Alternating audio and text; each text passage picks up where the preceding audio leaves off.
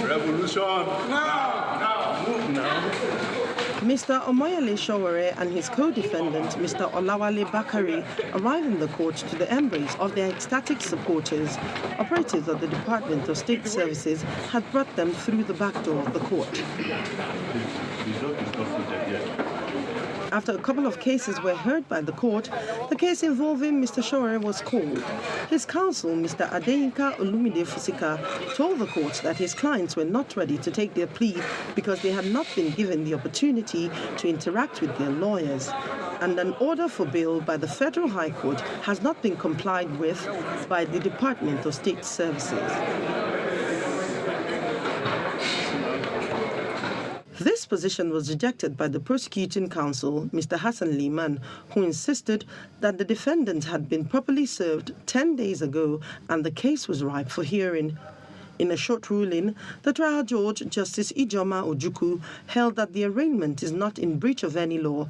She insisted that the order for bail did not say that the defendants cannot be arraigned. She then ordered that the charges be read to the defendants. 7 counts of conspiracy to commit treason, treasonable felony, and allegation of money laundering to the tune of over $51,000 were read to Mr. Sowore and his co-defendant, to which they entered a not guilty plea.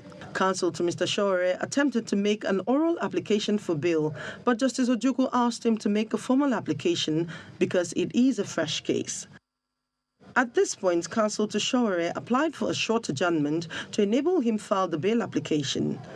Justice Ojukwu, in a short ruling, fixed October 4th for hearing of the bail application and ordered that the defendants be remanded in the custody of the DSS. Freedom, just like clockwork, it will surely come for those who suffer this kind of deprivation. No condition is permanent.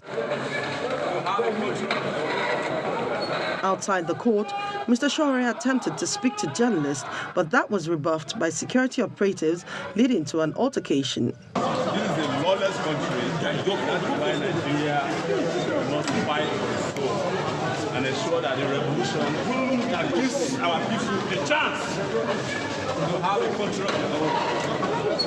Revolution! Now! Mr. Sowore was arrested on August 3rd in Lagos by operatives of the DSS. Amaka Okafor, Channels Television News.